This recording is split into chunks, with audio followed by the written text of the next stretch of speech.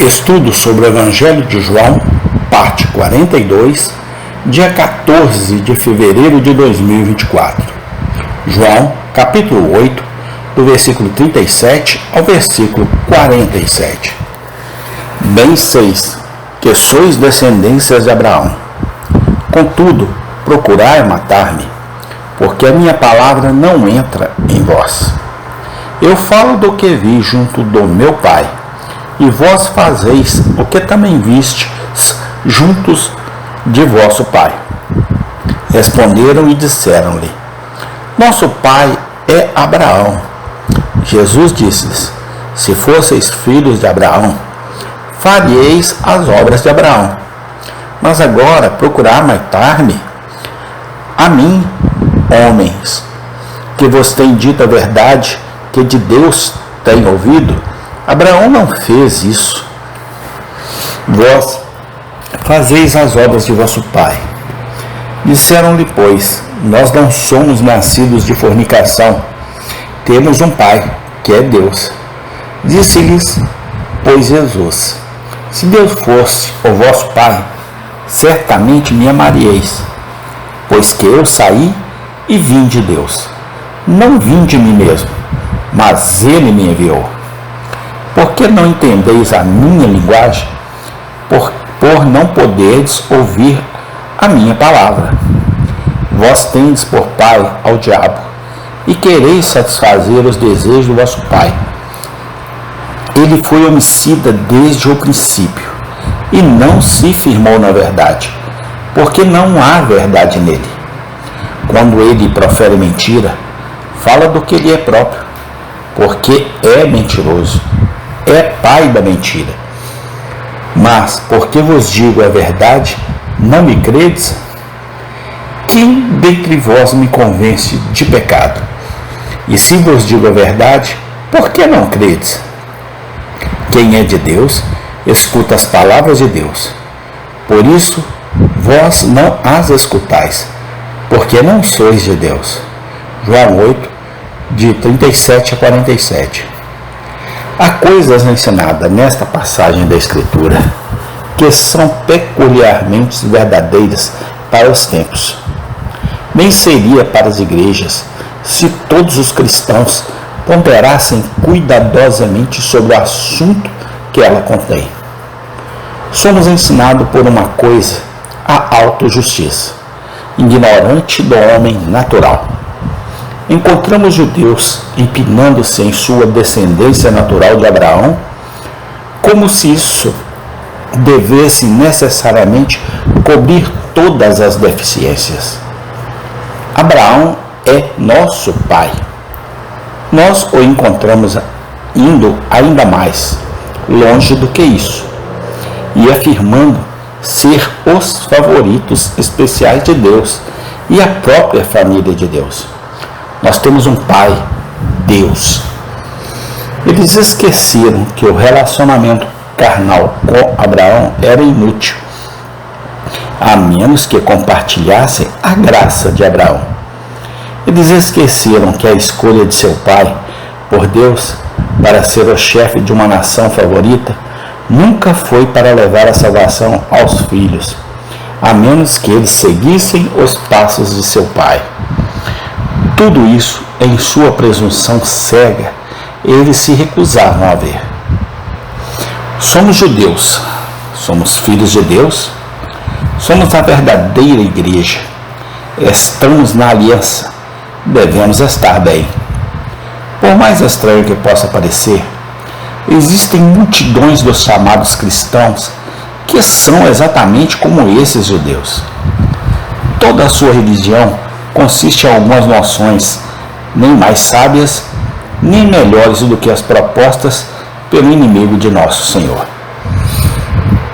Eles lhes dirão que são pessoas normais da igreja. Eles foram batizados, eles vão à mesa do Senhor, mas eles não podem dizer mais nada. De todas as doutrinas essenciais do Evangelho, eles são totalmente ignorantes. De fé e graça, e arrependimento e santidade, e mentalidade espiritual, eles não sabem nada. inquestionavelmente são clérigos e por isso esperam ir para o céu. Há miríades nesta condição. Parece triste, mas infelizmente é verdade. Vamos estabelecer firmemente em nossas mentes que a conexão com uma boa igreja e bons ancestrais não é prova alguma de que nós mesmos estamos em um caminho para ser salvos. Precisamos de algo mais do que isso. Devemos estar unidos ao próprio Cristo por uma fé viva. Devemos conhecer algo experimentalmente da obra do Espírito em nossos corações. Princípios eclesiásticos é saudável magistério, são belas palavras e excelentes gritos do partido. Mas eles não livrarão nossas almas da ira vindoura, nem nos darão ousadia no dia do julgamento. Somos ensinados por outra coisa as verdadeiras marcas da filiação espiritual. Nosso Senhor torna este ponto mais claro por duas palavras poderosas. Os judeus disseram: temos por pai Abraão. Ele responde: se vocês fossem filhos de Abraão, fariam o trabalho de Abraão. Os judeus disseram: nós temos um pai, Deus. Ele responde: se Deus fosse seu pai, você me amaria. Deixe que essas duas palavras de Cristo penetrem em nossos corações. Eles fornecem uma resposta para dois dos erros mais perversos, porém mais comuns dos dias atuais. O que é mais comum, por um lado, do que falar vagamente sobre a paternidade universal de Deus? Todos os homens, nos é dito, são filhos de Deus. Quaisquer que seja seu credo ou religião, todos devem finalmente ter um lugar na casa do Pai, onde há muitas moradas. Declarações pomposas sobre o efeito do batismo e os privilégios de ser membro da igreja, pelo batismo, nos é dito com confiança: todos os batizados são feitos filhos de Deus. Todos os membros da igreja, sem distinção, têm o direito de serem chamados de filhos e filhas do Senhor Todo-Poderoso. Declarações como essas nunca podem ser reconciliadas com a linguagem clara de nosso Senhor na passagem diante de nós. Se as palavras significam alguma coisa, nenhum homem é realmente um filho de Deus que não ama Jesus Cristo. O julgamento caridoso de um serviço batismal ou a estimativa esperançosa de um catecismo pode chamá-lo pelo nome de filho e considerá-lo entre os filhos de Deus. Mas a realidade da filiação a Deus e todas as suas bênçãos, ninguém possui quem não ama o Senhor Jesus Cristo com sinceridade. Efésios 6:24. Em questões como essas, não precisamos ser abalados por meras afirmações.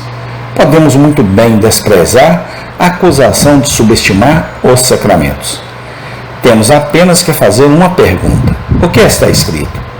O que diz o Senhor? E com este ditado diante de nós, só podemos chegar a uma conclusão. Somos ensinados, por fim, nesses versículos, a realidade e o caráter do diabo. Nosso Senhor fala dele como alguém cuja personalidade e existência são indiscutíveis. Em palavras solenes de severa repreensão, ele diz a seus inimigos incrédulos: vocês são de seu pai, o diabo, liderados por ele, fazendo sua vontade e mostrando infelizmente que você é como ele. E então ele pinta seu quadro em cores escuras, descrevendo-o como um assassino desde o início, como um mentiroso e o pai da mentira. Existe um diabo. Temos um poderoso inimigo invisível sempre perto de nós. Alguém que nunca cochila e nunca dorme.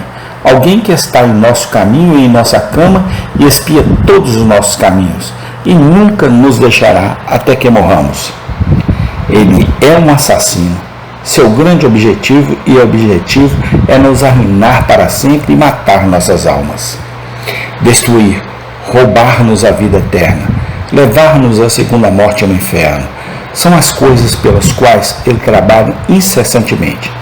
Ele está sempre andando, procurando a quem possa devorar. Ele é um mentiroso. Ele está continuamente tentando nos enganar com falsas representações, assim como enganou Eva no início. Ele está sempre nos dizendo que o bem e o mal é bom, a verdade é a falsidade, e a falsidade é a verdade. O caminho largo é bom e o caminho estreito é ruim. Milhões são levados cativos por seu engano e o seguem, ricos e pobres, altos e baixos, instruídos e iletrados. Mentiras são suas armas escolhidas. Por mentiras ele mata muitos. Essas são as coisas terríveis, mas são verdadeiras. Vamos viver como se acreditássemos neles. Não sejamos como muitos que zombam e negam a existência do próprio ser que os está conduzindo invisivelmente para o inferno. Vamos acreditar que existe um diabo e vigiar e orar e lutar arduamente contra as suas tentações. Forte como ele é, há alguém mais forte do que ele, que disse a Pedro: eu roguei por você para que sua fé não desfaleça, e que ainda intercede à destra de Deus. Vamos entregar nossas almas a ele. Lucas 22:32. Como um ser como o diabo indo e vindo pelo mundo, nunca precisamos nos maravilhar para ver o mal abundando. Mas com Cristo ao nosso lado, não precisamos ter medo. Maior é aquele que é por nós do que aquele que é contra nós. Está escrito: resistir ao diabo. Amém. Tem continuação. Obrigado, Senhor Deus, porque o Senhor é a nossa forte resistência contra o inimigo de nossas almas, o diabo. Sim, ó Deus, muito obrigado, porque o Senhor nos libertou da garra dele lá na cruz do Calvário. Louvado e engrandecido seja o teu santo nome, hoje e sempre eternamente. Amém.